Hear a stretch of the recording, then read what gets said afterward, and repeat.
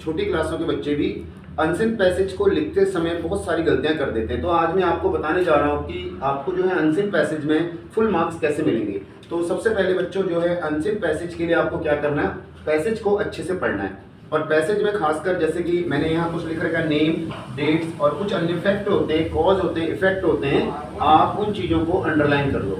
और दूसरा यानी कि जो रूल है, रूल ये कहता है कि सबसे पहले आपको क्वेश्चन पढ़ना चाहिए।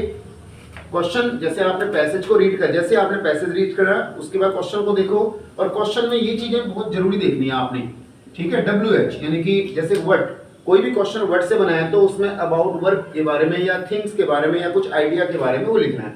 इसी तरह व्हेन से में टाइम के बारे में लिखना होता है, वेयर में प्लेस के बारे में होता है, वाई में रीजन बताना पड़ता है, हाउ में मेथड बताना पड़ता है।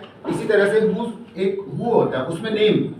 अब सपोज करो क्वेश्चन में लिख रखा है कि हु इज या हु से बना कोई भी क्वेश्चन है तो उसमें नेम या नेम के बारे में लिखना है। तो आपने पहले से जैसे वहाँ अंडरलाइन कर रखा है, नेम लिख रखा है या अबाउट नेम के बारे में लिख रखा है, तो आपके लिए बड़ा इजी हो जाएगा।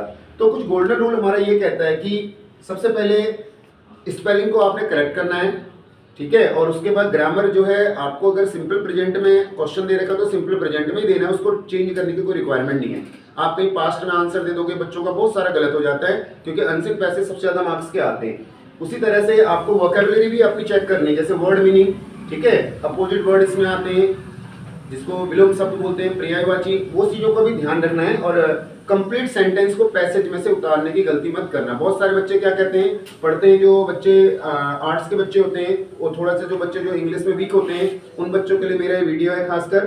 तो उसमें वो क्या देखते हैं कि क्वेश्चन बना हो रहा है, वो वर्ड देखते हैं और डायरेक्ट वहां से आंसर लिख देते हैं, उनका आंसर पूरा गलत हो जाता है। और अपनी तरफ से आइडिया लेना है, यानी कि कंप्लीट आंसर को पैसेज में से नहीं लिखना, उसमें से कुछ अपने आइडियाज देने, वो रिच आइडियाज होने चाहिए। तो आपके जो है अनसिन पैसेज में फुल मार्क्स आएंगे।